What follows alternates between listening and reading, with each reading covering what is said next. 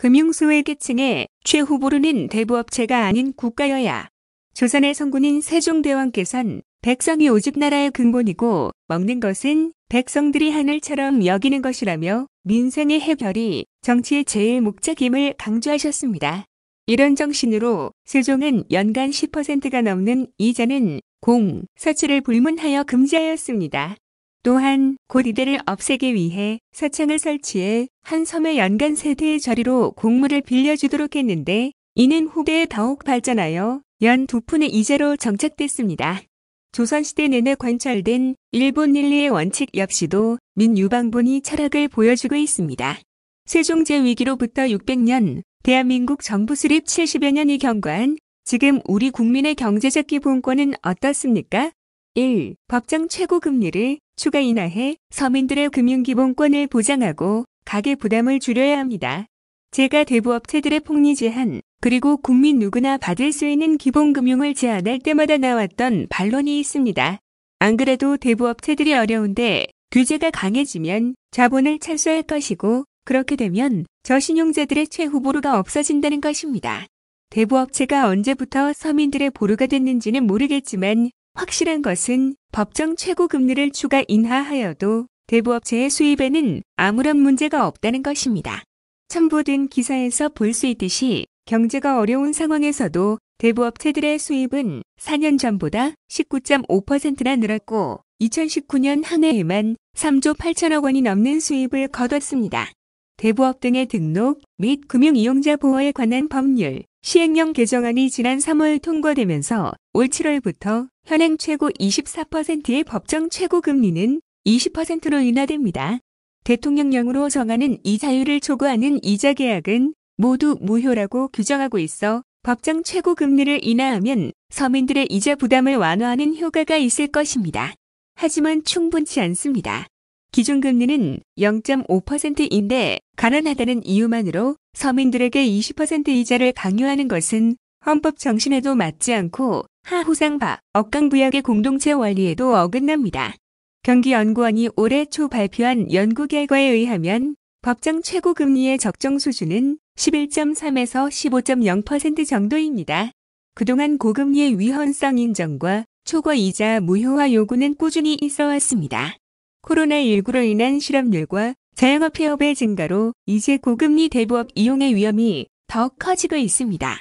법정 최고금리를 추가 인하하고 금리 인하 요구권을 보다 강화하여 서민들의 금융기본권을 획기적으로 강화해야 합니다. 2. 금융소외계층의 최후보로는 대부업체가 아닌 국가여야 합니다. 현행 최고 24%인 고리대금 대부업체 이용자가 200만 명가량입니다. 1인당 평균 대출액은 약 800만 원인데 평균 금리가 20%가 넘습니다.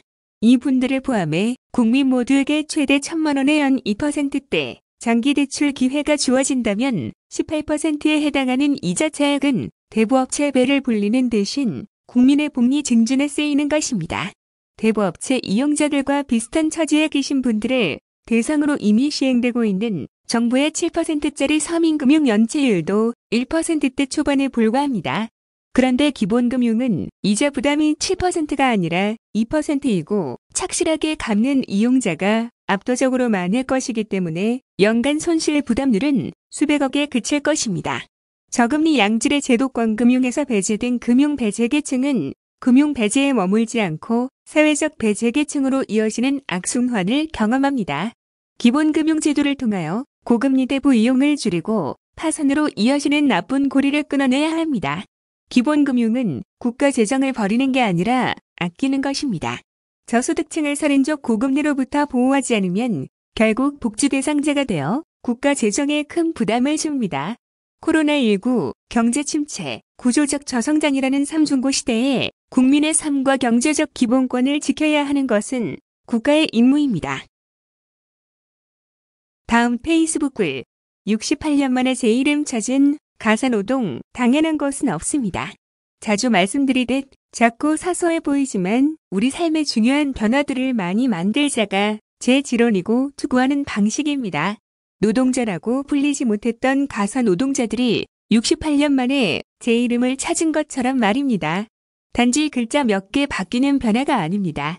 가사노동법 통과로 이제 정부 인증기관에 고용되어 근로기준법과 최저임금법 등 노동법상의 보호를 받을 수 있게 되었습니다. 요즘은 1인 가구도 늘어서 더 공감하시는 분들 많겠지요. 아무리 쓸고 닦아도 티가 안 나지만 하루만 방치하면 바로 표가 나는 것이 가사노동입니다. 청소, 빨래, 요리, 육아 등의 가사노동은 그동안 가리워져 있었던 그림자 노동이자 공동체의 재생산을 위한 필수 노동입니다. 과제는 남아 있습니다. 인증을 받은 기관에 고용된 노동자들에만 적용되는 만큼 영세한 인력업체들이 정부 인증을 받도록 유도하는 당근책을 마련해야겠지요. 인력업체도 노동자도 모두 윈윈할 수 있는 방향으로 면밀히 설계될 것으로 믿습니다. 경기도는 현재 맞벌이 부부를 위한 무료 정리 수납 서비스를 진행하고 있습니다. 가사는 노동이 아니라는 제도적, 관습적 한계에 맞서 가사 노동이 경제적 가치를 창출할 수 있다는 점을 보여드리고자 합니다. 우리 도민들께서 아낌없이 애용하셨으면 좋겠습니다. 가사노동법 통과를 위해 애써주신 의원님들과 노동자들께 감사의 말씀을 전합니다. 자주 우리 정치가 국민을 실망시키지만 이렇게 한 뼘씩 주권자의 삶을 바꾸고 있다는 소박한 자부심을 확인합니다. 다음은 디지털 네이티브 정책개발위원회 간담회 뉴스입니다. 이재명 지사는 25일 오후 경기도청에서 경기도 디지털 네이티브 정책개발위원회 위원들과 간담회를 갖고 디지털 전환 시대에 맞는 선도적 디지털 행정 서비스를 제공할 수 있는 다양한 정책 방향에 대해 논의했다. 간담회에는 위원장인 이승윤 건국대학교 교수를 비롯해 김대우 플레이스 총괄 운영 책임자, 이정훈 조호건 축사, 사무소 대표, 장장환 대통령 소속 자치분권위원회 정책자문위원, 조명광 비루트웍스 대표, 박성훈 SK사회적가치연구원 연구실장, 박영훈 유엔하비타트 한국위원회 전문위원, 하제리 캠블리 한국지사장 등이 참석했다. 이재명 지사는 정책이 너무 많아 접근성이 떨어진다. 그러다 보니 정보를 아는 특정 소수만 이용하고 있다면서 이런 인력계의 하나로 나이, 성별, 사는 지역, 소득 수준 등을 파악해 맞춤형 정보를 제공해야 하는데 개인정보 보호 문제가 생길 수 있다. 통로를 확보하는 게 정말 중요하다고 말했다. 이에 대해 이승윤 건국대학교 교수는 요즘 친구들은 뉴스레터 형태의 긴 글은 읽지 않는다며 나한테 혜택이 있으면 계속 거기 머문다. 그게 안 되기 때문에 경기도에서 받는 정보에 거부감이 생길 수 있다. 관점의 전환이 필요하다. 신세대적인 방식으로 해보는 것이 좋다고 제안했다. 박영훈 유엔하비타트 한국위원회 전문위원은 무인 주문 기계로 햄버거를 할머니 대신 주문해주는 손자를 언급하면서 디지털 전환 시대가 굉장히 효율적으로 변해온 건 사실이지만 소위 디지털 문맹이라고 하는 분들을 위한 교육도 필요할 것 같다. 디지털 전환에 따른 청년 일자리 감소 등 효율적이고 편리하게 바꾼다 해서 모두에게 긍정적인 것만은 아니다. 이에 대한 대책도 반드시 필요하다고 지적했다. 이에 지사는 여러 가지 제안과 조언을 해주셔서 감사드린다며 앞으로 정책에 잘 반영하고 필요한 게 있다면 많이 요청드리겠다고 말했다. 이 밖에도 조명광 비루트웍스 대표는 정책 설계 과정에 위원회가 함께하면 좀 더 좋은 의견을 반영할 수 있겠다는 의견을 제시했다. 김대우 플레이스 총괄 운영 책임자는 최근 민간 영역에서 공유 오피스가 늘고 있다며 공공이 공간을 확보한 후 민간의 위탁 운영을 맡겨 초기 스타트업을 지원하는 방안을 검토해달라고 건의했다. 박성훈 SK사회적가치연구원 연구실장은 단기간의 청년 지원 정책보다는 10년 정도의 기간을 가지고 장기적으로 청년들을 지원하는 정책이 필요하다는 제안을 했다. 박 실장은 경기도의 한 청년이 매월 10만 원씩 저축을 하면 경기도가 같이 매칭을 하고 신용도를 평가해 향후 결혼이나 내 집 마련 같은 큰돈이 필요할 때 정책 자금보다 더 낮은 이자로 많은 대출을 해주는 방안이 있을 수 있다면서 청년과 경기도가 무엇을 같이 할 수 있을지 고민해보면 좋겠다고 말했다.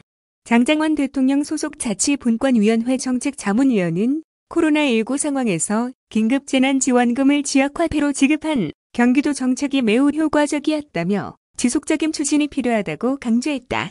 디지털 네이티브 정책개발위원회는 디지털 네이티브 세대를 위한 정책 개발이나 기존 정책의 디지털적 접근 방안 등을 조언해주는 자문기구로 지난해 출범했다. 위원회는 그동안 8차례의 회의를 통해 경기도 배달특급, 경기복지 플랫폼, 아동 돌봄 플랫폼 등 경기도 각종 디지털 플랫폼 사업의 차별화 전략을 제시했다. 또 경기도 기본주택, 경기 공유 서비스, 경기 청년 포털 등 디지털 네이티브 세대의 관심 정책에 대해 디지털 혁신과 사회적 가치가 함께 구현될 수 있는 개선 방안을 도출하는 등의 성과를 보였다. 이를 통해 경기도 배달특급은 지역화계 연계 마케팅으로 지역 상생 착한 소비 브랜드 이미지를 구축했으며 경기 공유 서비스는 관리자 시스템 내 부적절 이용자에 대한 정보 제공 체계를 마련하기도 했다. 도는 앞으로도 위원회 운영을 통해 디지털 혁신 사례를 경기도정에 접목시킬 수 있는 방법에 대해 고민하고 전문가 자문으로 성공적인 디지털 경기도정이 구현될 수 있도록 노력할 계획이다. 다음은 전국시도지사 공약이행 평가 결과 뉴스입니다. 이재명 경기도지사가 한국매니페스토 실천본부 평가 결과 공약을 가장 잘 이행하고 있는 자치단체장에 3년 연속 선정됐다. 이 지사는 특히 공약 이행 완료도가 81.37%로 15개 광역시 도 가운데 1위를 기록했다. 25일 한국매니페스토 실천본부가 발표한 민선 7기 전국시도지사 공약이행 및 정보공개 평가 결과에 따르면 이 지사는 최우수 등급인 SA 등급을 받았다. 이재명 지사는 앞서 2019년 공약 실천 계획서 평가와 2020년 공약이행 평가에서도 최우수 등급을 획득한 바 있어 매니페스토 평가에서 3년 연속 최고 등급을 획득했다고 경기도는 설명했다. 한국 매니페스토 평가단은 지난 2월부터 전국 15개 시도 단체장을 대상으로 2020년 12월 31일 기준 공약 이행 완료, 20년 공약 목표 달성도, 주민소통, 웹소통, 공약일 지도 분야 등 5개 분야에 대해 평가하고 평가 결과를 SA부터 D등급까지 5개 등급으로 분류했다. 이재명 지사는 이 가운데 공약 이행 완료, 주민소통 분야에서 최우수 등급인 SA를 받아 종합평가에서도 SA 등급을 획득한 것으로 나타났다. 경기도와 함께 SA 등급을 받은 광역지자체는 대구광역시, 인천광역시, 광주광역시, 충청남도, 경상남도 등 6곳이다.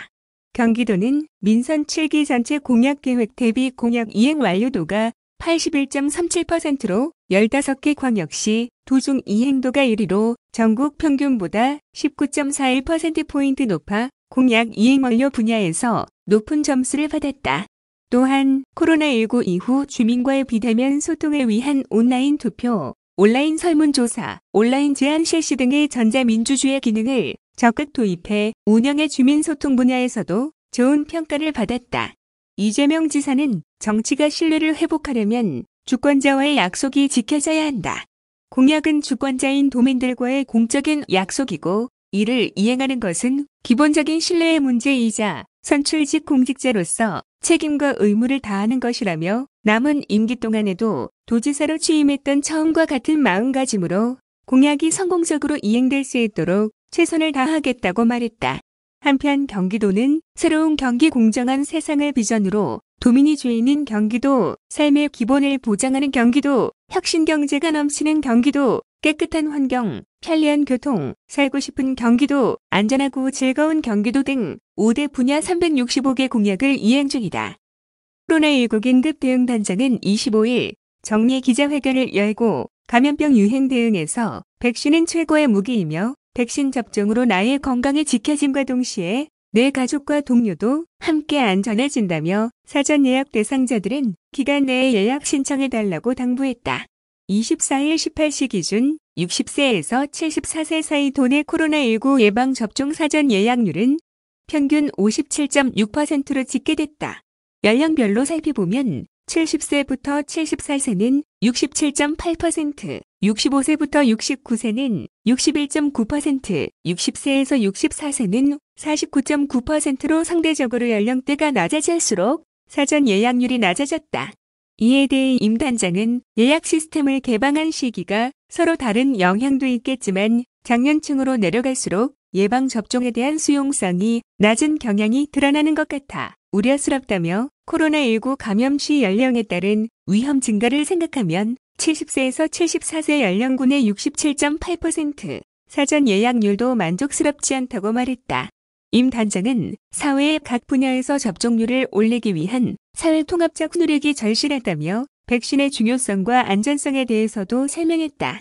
최근 성남 소재 요양병원 집단 감염 사례의 경우 지난 8일 최초 확진자 발생 후 25일 0시 기준 총 확진자는 17명이다.